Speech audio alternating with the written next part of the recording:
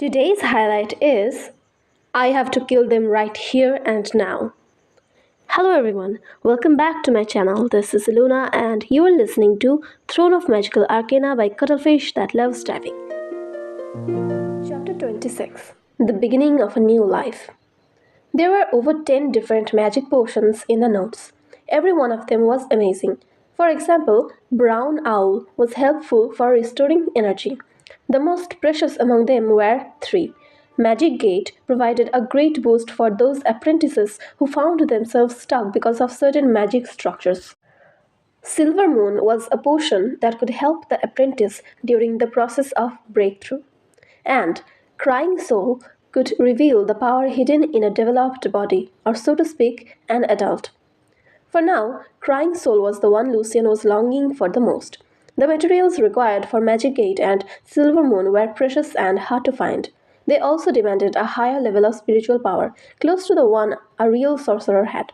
Only Crying Soul could be used on any healthy person, becoming a very famous potion back in the days when the ancient sorcerers were trying to have more low-level squires to face moments of crisis. But there was also a side effect. The potion could overthrow one's strength, causing the problems in the future development. If a person became a knight by using Crying Soul, he wouldn't be as strong as the normally trained ones in the future, and his final development would be overall inferior.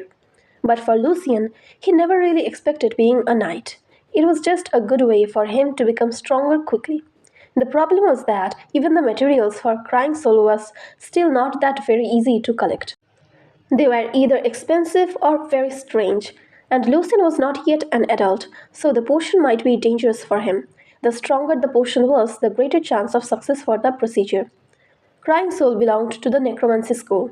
Its simplified magic formula was corpse mushroom plus aquatic zombie brain tissue plus revenant dust plus moonlight rose dust equals to Crying Soul potion.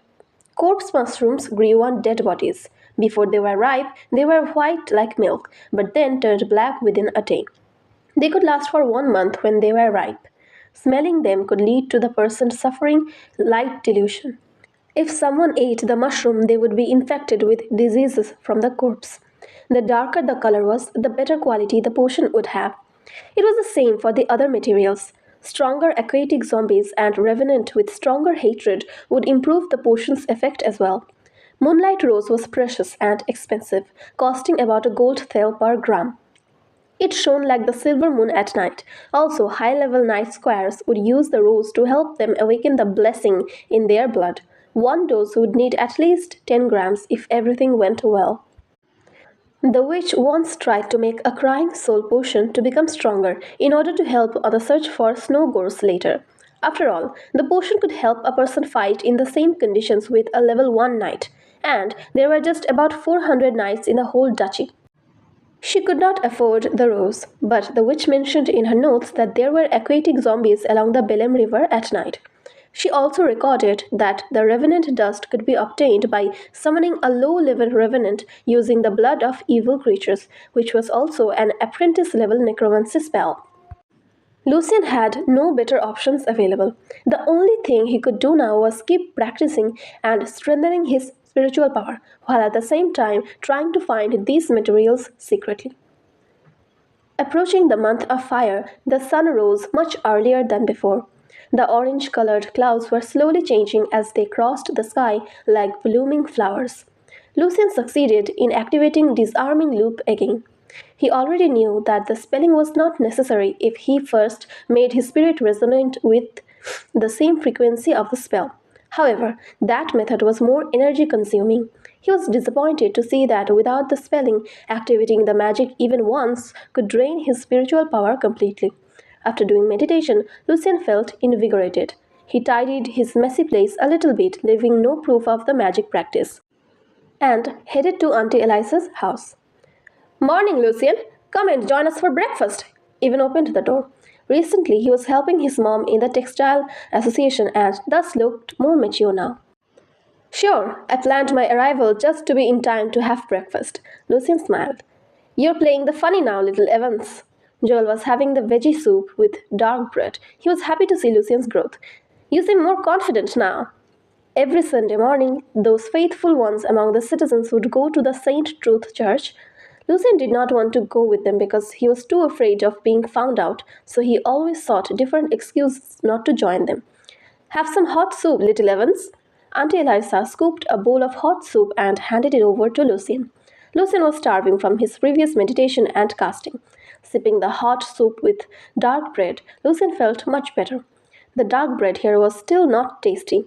Lucien could taste some wheat bran mixed in the bread, and it was much better than what he had at home. His bread tasted like pure wood. Uncle Joel, I got something to do tomorrow. Sorry, I can't go with you to the church. Despite the risk, Lucien also had no time to waste with that. Don't you have to work in the market tomorrow? Auntie Eliza asked. Lucien pulled out the old purse and gave it back to Joel. He smiled and answered, I'm Mr. Victor's admitted student now. I'm going to study music under Mr. Victor. And, Lucien paused a bit, he will teach me for free. What? Joel almost choked on the bread. His face turned red from coughing.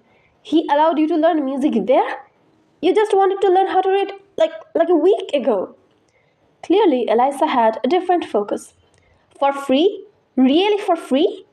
Even gasped in great admiration. Lucien, what did you do? Lucien told them the full story. I'm pretty lucky to have this opportunity.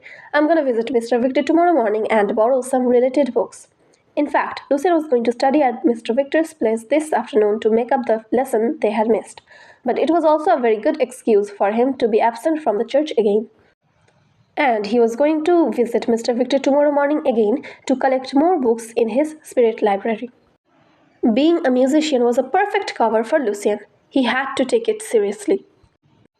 Oh, Mr. Victor, what a generous and nice and talented gentleman! Eliza was touched again. Thanks God. God bless you, little Evans. After so many difficulties, your beautiful new life has finally come. Joel stared at Lucien for a while with complicated emotions. Finally, he started patting on Lucien's shoulder with great joy. His voice was trembling. You're lucky, yes, but you're also smart, diligent, and gifted. Mr. Victor is an awesome teacher, and I'm sure you can accomplish big achievement in the future. Do your best, little Evans. If you manage to have a chance to play in the Psalm Hall, let me be there to watch you. Then I will have no regrets in music in my life. On the opposite side of the table, Evan was nodding as well. Then I can tell my friends that I have two elder brothers. One is a knight and the other one is great musician. Cool! Of course, Uncle Joel, I'll work hard. Lucien nodded seriously but sighed in his heart. He felt sorry that he wouldn't be able to put lots of energy and time in music. Last night, Lucien had been drawn into the amazing magic world. For him, being a musician was just a camouflage and a way of making money for learning magic. Joel loved music deep within his heart, but Lucien did not. He did not know much about music here, but from his experience, many songs he heard before were very beautiful, and some of them shared the same features with the classical masterpieces on earth. Putting the purse back, Joel reminded Lucien, when you decide what instrument you'd like to start with, don't be shy and come here to ask for help. Sure, thank you very much, Uncle Joel, Auntie Eliza. I'm planning to find a new job as well, but not in the market. I'm Mr. Victor's student now, so I hope it'll be a bit easier. Finishing the breakfast, it was time for Lucien to leave. After reading the magic notes, Lucien knew that learning magic was very expensive. He had to hurry up and make money. Chapter 27. New Work. Lucien didn't go directly to the market after leaving.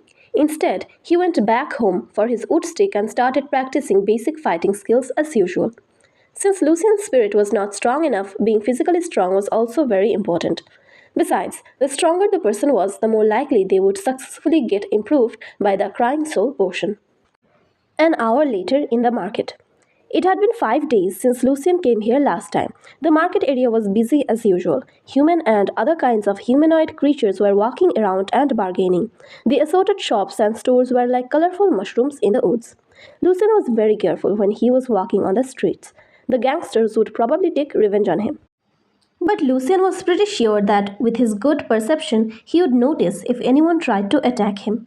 However, until he finished buying the materials and was ready to leave, not even a single gangster came to bother him. In fact, the gangsters on the street were in much smaller numbers than usual.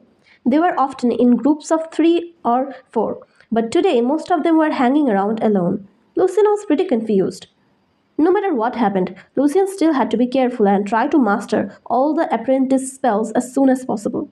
Although these spells were not very powerful, Lucien believed that they were already enough for dealing with a bunch of gangsters holding daggers.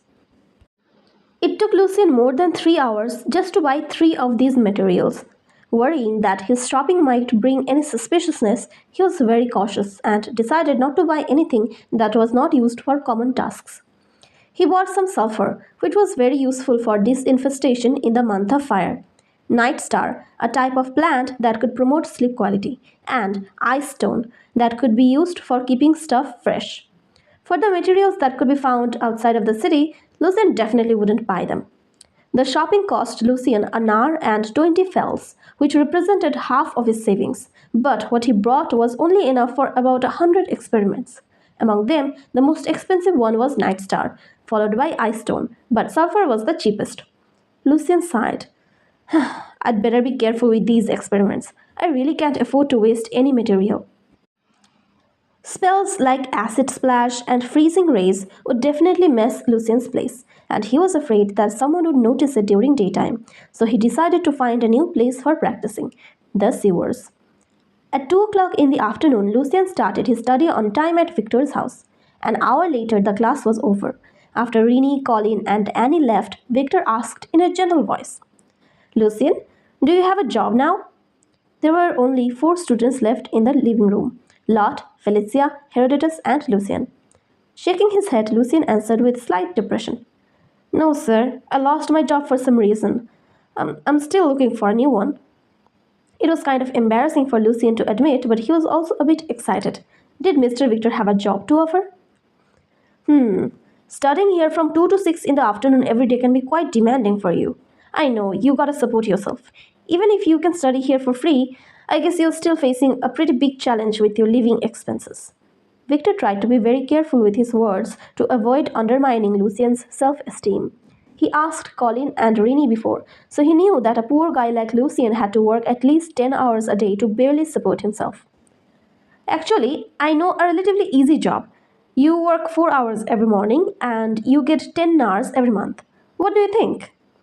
Lucien felt so touched facing this kind of offer.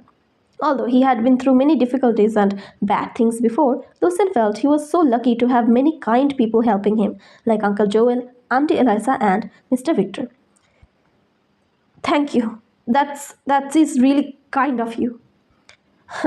You don't even know what kind of job it is. Victor smiled. It's a job in the association library. They're short of hands now. Another good thing is that when you work there, you can have access to many music or theory related books. I think it will be pretty helpful. Not being sure of Lucien's music talent, Victor wanted him to be a basic level musician first to support himself. Then Lucien could advance forward to the next step if he was really born for this. That was another surprise for Lucien. He never thought he could have a chance of working in a library. He was so excited and happy that the only thing he could do was say thank you to Victor many times. Victor was the only reason why Lucien could get this job. People in the association knew that this job was mainly for Mr. Victor's student. Lucien was working like a dog all day long just for 3 hours a month. Now, Lucien could work for a salary similar to what a common citizen could earn every month. That was another reason why so many people wanted to be Mr. Victor's music student. Great! Victor clapped his hands with joy. This afternoon, I'm gonna take Lot, Felicia, and Herodotus to the association for rehearsal. You can come with us together and sign the contract. Then you can start working tomorrow. When Victor went upstairs to find some of his music work, Lot came and smiled to Lucien. Hi, Lucien. I'm Lot. Lord Griffith. We haven't really talked to each other before. I'm here to say that Mr. Victor is a very, very nice teacher and a very kind man as well. I hope you won't let him down as his music student. Lot was pretty unhappy with this newcomer suddenly becoming one of Mr. Victor's music students. In his eyes, there was definitely no position in the world of musician for a poor, uneducated, and ignorant boy like Lucien. As a noble from the Griffith family, he felt ashamed of studying with the poor. But from Mr. Victor's word, Lot found out that Victor was expecting Lucien to be a common musician first, not really a music master. Therefore, his anger and dissatisfaction turned into Noble's arrogance and pride. looking down upon the poor and miserable guy standing in front of him. Mr. Victor must be happy that I am willing to accept him, Lord thought to himself. He always tried to give a good impression to Mr. Victor in order to become his most outstanding student. Lucien was not very interested in Lord's intention because he knew that he had a different path to go magic. He just replied politely, I won't, thank you, Lord. I'm Lucien Evans. I'm Felicia Hain. Politely but also coldly, the red haired girl nodded to Lucien. She didn't believe Lucien would achieve anything in music. Besides, she couldn't allow herself to get too close to a poor guy. It was bad for her reputation. And Herodotus, who always disliked Lucien, also did just a simple self introduction like Felicia. In the hall of the Musicians' Association. Stepping on the thick and soft carpet, Lucien was following Mr. Victor to the reception counter, while the other students were practicing upstairs. Good afternoon, Mr. Victor. The cute girl Elena slightly bowed and greeted him. Good afternoon, Elena. Victor was always kind to everyone. This is Lucien, my new music student. From tomorrow on, he will be working in the library. Can you kindly help him sign the contract and hand it over to Mr. Hank later? She nodded and took the already out and prepared contract and a quill. When she was passing Lucien the contract, her green eyes were opened with surprise. Lucien, it's you! No wonder I just thought it was a familiar name. She couldn't believe her own eyes. About more than a week ago, Lucien, the guy from the slum, was rummaging through the trash from the association. Today, he was standing here as Mr. Victor's music student. What a crazy world. Hi, Alina. Nice to see you again.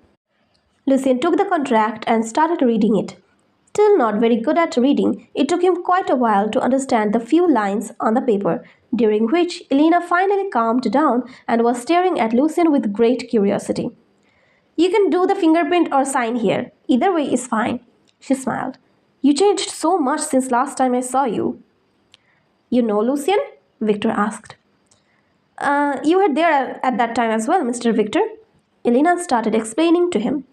Lucien finished reading and wrote down his name slowly. Oh, I see. No wonder I feel I've seen you before somewhere. You're always so diligent, Lucien. You'll be successful if you keep working hard in music. Succeed in music? Victor, are you prepared for the concert?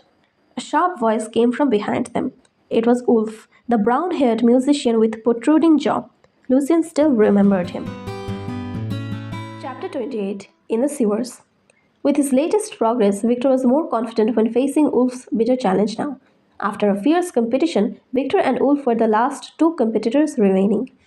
In Victor's opinion, Ulf lost the chance in the end because he spent too much time on criticizing other musicians' work instead of investing more energy in studying music itself. I do think so, Ulf. Actually, I'm pretty happy with my new work. Do you want to give me some suggestion on it? Victor had registered his new piano concerto at the association. There was no chance for Ulf to try to plagiarize him. Ulf thought Victor was still very frustrated with his work. Now Victor's confidence was something beyond his expectation.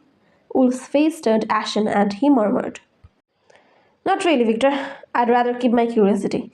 We'll see it in 3 months. Shrugging his shoulders, Victor smiled. All right, I was actually quite looking forward to your opinion. Ulf just wanted to get rid of this topic, and he saw Lucien standing aside in his cheap and old linen clothes. Raising his chin, he asked in contempt, When did you become friends with the people from the slum? That behavior came from a long time ago when Ulf's family still ranked among the nobles. From his great-grandfather on, Ulf's family lost the title, but it did not prevent him from regarding himself as a noble. He looked down upon the musicians like Victor who came from common families, not to mention poor people like Lucien. His arrogance was mixed with the hatred towards Victor. So in his eyes, Lucien was comparable to a disgusting mouse jumping onto his dinner table. Lucien was a bit angry, but he was already used to this kind of contempt. As long as there was social status and wealth in the world, people would be divided into different levels, the superior and the inferior, the decent and the filthy. The only way for a person to change the situation was striving for power and wealth. But once someone succeeded, they would often join the group and become one among the ones who looked down upon the common folk. Mind your words, Ulf. Frowning his eyebrows, Victor warned him seriously. Lucien's my new music student. He's a very talented young lad. Honestly speaking, Victor boasted about Lucian's ability, but he himself was not sure about Lucian's music gift yet. Are you serious, Victor? Really? Wolf started laughing so hard that he almost lost his footing. You got that nervous with your performance and lost your mind? Lacking a bit confidence, Victor tried to fight back. Alto is the city of Psalm, the city of music. Everyone here can have a chance at learning music. Many outstanding bards are of poor background. The talent of music is a gift from God, and God doesn't only bless the wealthy and the noble. Ulf shook his head while he was still laughing. Come on, Victor. Both you and I know that talent can easily awaken the blessing in the blood. We call people like Princess Natasha and Lord Worthy talents, but your students? Get real. If he managed to become an outstanding musician in the future, I will do an open apology to you and your student on music criticism and never hold my own concert again. Ulf made the bet on impulse, but he was pretty cautious as well. He added the word outstanding on purpose, since it was really hard to reach a consensus on what really made an outstanding artist. Lucien heard that Princess Natasha, also known as the Violet Countess, was the only child of the Grand Duke of Orvarit, and her current title was also one of the prerequisites to become the Grand Duke of the Duchy. She was very gifted in music and had excellent skills in playing violin, flute, and harpsichord. Besides, the 25-year-old princess was also an outstanding level 5 Grand Knight, who was expected to become a Radiant Knight soon. Lord Vadi, the nephew of the Grand Duke and also a member of the Violet family, just became a level 5 Grand Knight and was currently serving as the chief commander of the city guards in Alto. After making the comment, Ulf directly turned and left the hall. Lucien shook his head in repulsion. Lucien, just ignore him. Everyone knows Ulf is a total bastard. Your work starts from tomorrow.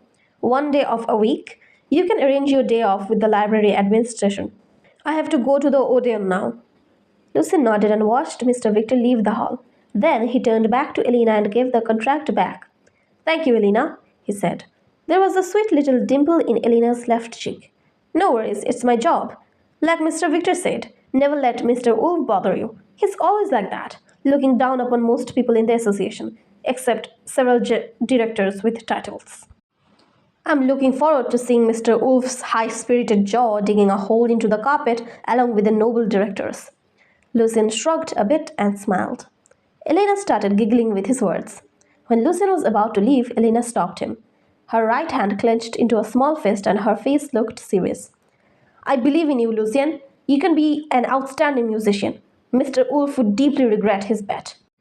Honestly speaking, Lucien did not take the bet seriously, but he also raised his fist like Elena and replied, I certainly will. There was no nightlife in Acheron. At 9 o'clock at night, most residents in this area were already in bed, except for several drunkards who were still hanging around. Everybody else had to prepare for the hard work in the following morning. Lucien told Joel and Eliza he got a new job over dinner and then went back to his shack to meditate and prepare for his magic experiments. Gently closing the door, Lucien sneaked out of his shack and walked towards one of the entrances to the sewers. It would still take Lucien quite some time to learn how to build a secret passage like the witch did. After making sure that no one was watching, Lucien stepped into the underground world. The stinking smell and the slimy wall were still the same, disgusting and gloomy, but none of them would prevent him from exploring magic. Walking in the pipes, Lucien was mapping in his spirit library and trying to find a proper corner to start his experiments. He also scraped off some of the moss on the wall and put them into his pocket. It was called light moss, which was the regent for the apprentice magic extinguishment. The deeper Lucien went, the more gruesome the place became. Down there, Lucien never met any homeless guy like Corella mentioned. The sound of his footsteps were intensified within the sewers. Lucien could even hear his own breath. Finally, Lucien found his ideal place, a fork path. The front way was blocked by a huge rock, while the one turning left went further into the darkness. Lucien could easily notice if anyone was approaching him from this position.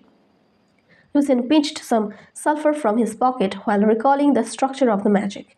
Then he started casting a strange spell and the powder slipped through his fingers. His face looked serious and mysterious in the cold light. Chapter Day 29. The Dead Body. After practicing many times, when dawn was drawing near, Lucian finally mastered the 5 apprentice spells: Eyes of Stars, Freezing Rays, Darkness, Mage's Hand, and Acid Splashing. Furthermore, now Lucian could activate Disarming Loop without a verbal component in about 3 seconds. It took the witch much longer to understand all these spells. It was amazing how Lucian could grasp them in such a short period of time.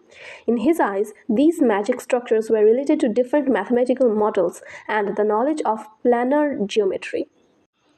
After reviewing what he had learned before in high school, Lucian found they were actually pretty easy to be understood.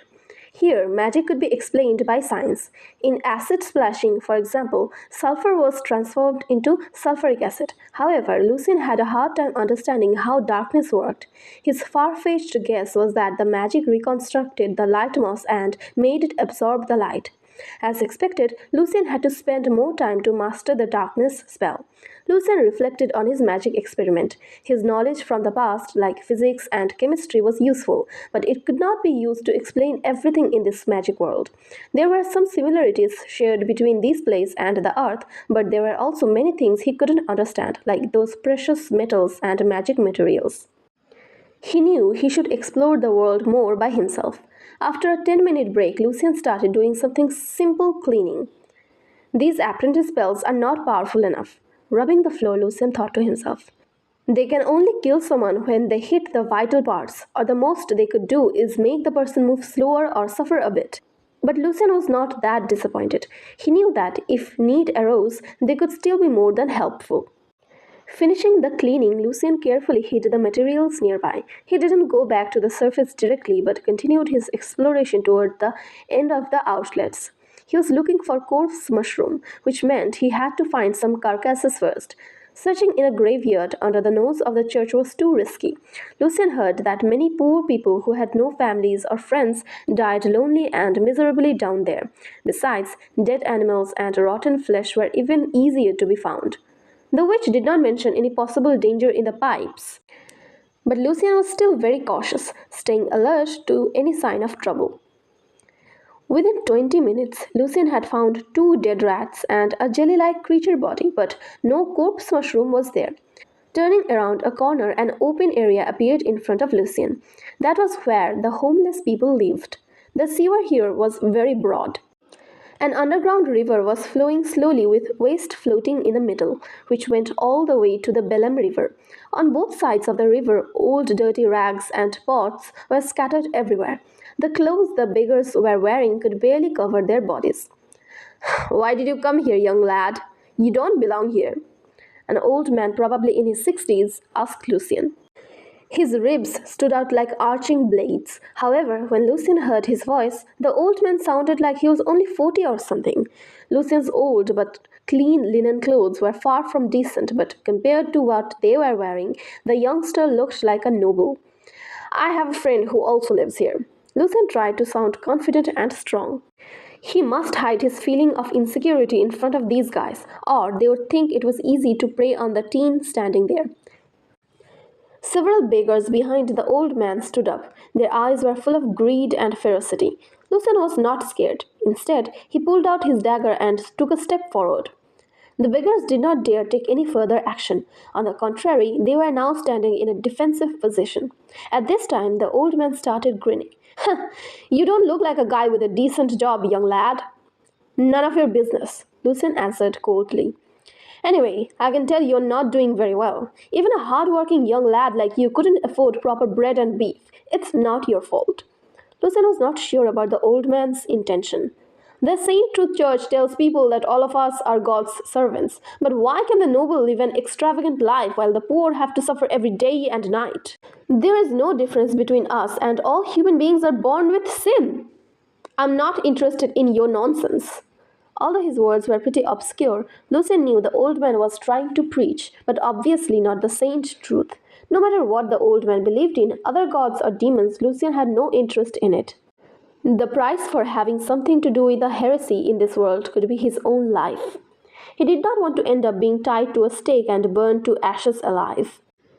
Facing such direct rejection, the old man and the other beggars were very angry. Their belief was blasphemed. Lucien knew it was time to get away from these guys. He started walking towards the outlet slowly and calmly, grabbing the shiny dagger in his hand. Anyone want to try me? Lucien stared at them fearlessly. When he walked by, Lucien noticed that there was a clean black cloth lying on the ground on which there was a shiny silver-colored horn. He remembered these beggars were sitting around the cloth when he arrived here. The beggars were hesitant. No one wanted to fall on Lucien. Finally, they gave up and sat back on the ground. After walking for another 10 minutes, the sound of the river flow gradually became louder. Here should be the end of the sewers. The underground river joins the Belem River here. Lucien thought to himself. There was an iron net covering the water outlet at the confluence, and tons of floating trash accumulated in the front of the net. Lucien slowed down his pace. He was hoping that he could find more dead bodies here. Lucien did not find anything until he walked towards the end of the sewer. When he started feeling disappointed and was about to go back to the surface, Lucien suddenly noticed that the net was missing a part under the water. Out of curiosity, Lucien grabbed the net and tried to shake it. As expected, there was a big hole under there on the iron net. What was really unexpected was that, at this time, a black bulk of something gradually surfaced from the water. Lucien moved closer. It was a dead body, swollen and rotten. Many parts of its skin had fallen off. The clothes on the body were tangled with lots of trash, which increased the buoyancy a lot. Lucien felt very disgusted and also a bit scared. However, he was still trying to see if there was any corpse mushroom on it. There was a long wound on its chest. Someone cut the poor man open vertically and took away his heart. Checking with the dagger, Lucien's eyebrows frowned. Wait a minute, this is my purse! Lucien was shocked. He picked the purse up using the dagger and was certain that it was the purse which was taken away by the gangsters some days ago. Why is it here? Lucien was confused. Then he looked at the face of the dead body. The corpse was so badly decomposed that it took Lucien quite a while to finally recognize the guy. It was Andre. Chapter 30. Ghost in the Shadow. A strong stench of death came out from Andre's rotten face, a face on which Lucien could still tell his great fear and pain before he died. The gangsters under Aaron are acting weird recently. Does it have to do anything with Andre's death? Lucien had absolutely no clue. Wrapping his head with a piece of cloth, Lucien pressed Andre's body hard back into the water. This time the body did not hook on the iron net. It was washed away directly into the Belem River and disappeared. Lucien stood up and set off for the surface, but to avoid the beggars, he did not take the same route. According to the map he drew in his spirit library, he took another direction about 20 meters away from the place where the beggars gathered. If the map was correct, Lucien would pass by the ruins of the witch's chamber and come back to the ground from the same entrance through which he came down earlier. Several meters away from the corner, Lucien heard the sound of some heavy footsteps and suddenly stopped. The footsteps echoed in the sewers, loud and clear. It sounded like there were a bunch of people approaching, and some of them must be pretty big. Lucien turned around calmly. Soon he found there was a hole in the wall, big enough for someone to hide. Lucien hid himself in the hole, with his back against the wall. A while later, those guys walked directly past him, turning around a corner a few steps ahead. In such a dark place, they would not notice Lucien hiding in a hole without a careful check. Throw those bodies into the river. Hurry up! It was a low voice from a man. However, he was speaking indistinctly, as if he missed some front teeth. Lucien felt he had heard this voice somewhere before, but could not remember where. Why did it take you guys so long? Remember, don't screw up the whole plan. It was the old man's voice. After a few seconds of silence, the first man answered with slight fear. Sorry, but within 10 days we promise it will be enough. At any cost, like Aaron said. Aaron? Ross and Aaron? Now Lucien finally recognized the first voice. It was Jackson, the guy who smashed Lucien's shack, and also because of Lucien, Jackson could not even speak clearly now. From their conversations, Lucien's guess was that the Aaron gang was by no means a victim of the heresy, but an accomplice, and probably Andre was killed because of his disobedience. The old man's voice was very unpleasant. Please tell Mr. Aaron and The other guy that as long as you continuously spare no efforts in helping us grow, you will all achieve huge rewards.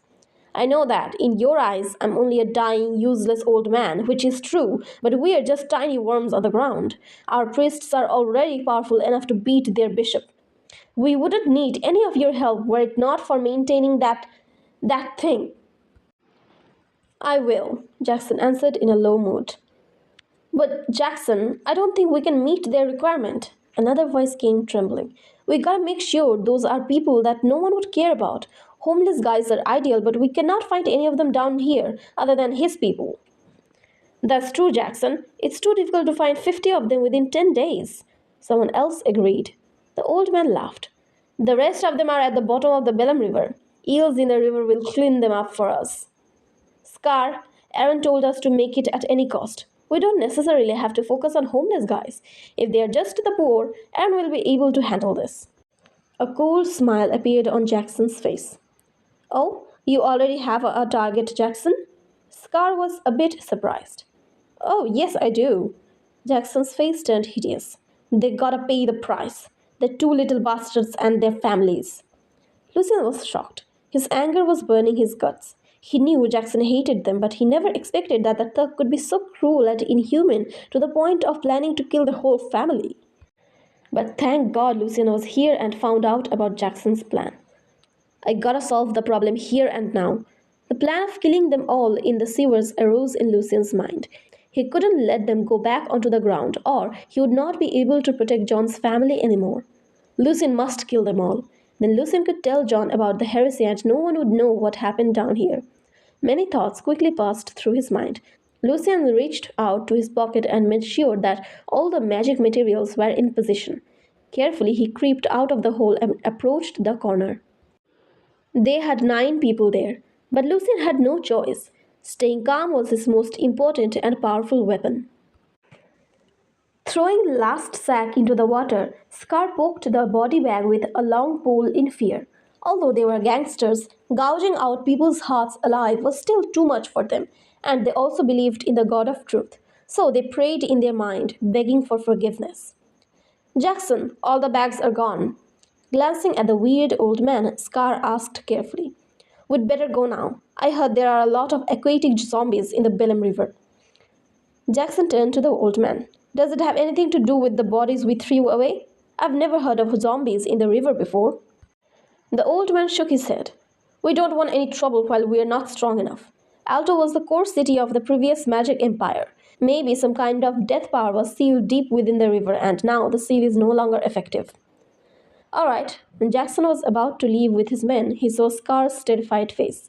At the same time, Jackson heard a weird, low voice murmuring in the back, like a spell.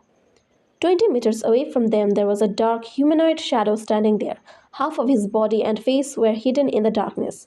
In the shimmer of the moss, the mysterious shadow was even more strange and terrifying. Ghost! The Scar screamed at the top of his lungs. Since he was involved in this, his conscience was tortured by the fear that the people they killed would come back and seek revenge. When he closed his eyes, the warm and bloody hearts that they took from those people's chests when they were still alive were still beating in his mind. Great fear seized him. Scar now could not even move at all. The ghost raised his right hand and some shimmering powder fell through its fingers. Jackson and the old man started running as soon as they saw the ghost, but all of a sudden they were devoured by complete darkness. The glimmer from the moss disappeared. The darkness spread quickly like a bottle of spilled ink and no light could penetrate it. They couldn't see anything except for the old man. The rest of them were crazily wielding their daggers, trying to keep the bloody ghost away.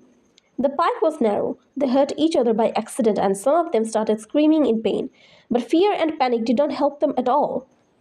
Darkness, an apprentice spell. It could block all kinds of natural light in an area no longer than by 6 meters, enveloping everything in complete darkness. For now, as an apprentice, Lucien could maintain the spell for 1 minute. You idiots! Calm down! Stop! Although he could not cast a single spell, the old man heard the priests mentioning about different kinds of magic before. Ouch! However, before the old man made that command, Jackson's dagger scratched him. Within little more than 10 seconds, two guys got stabbed by the chaotic attacks of daggers and fell on the ground. The others were also injured to some extent. Driven by horrible fear, Scar and other three guys started running backwards. In the darkness, two of them fell into the river like the body bags, while the old man, Jackson, and another thug started rushing towards the shadow. At this time, the weird spellcasting voice arose again.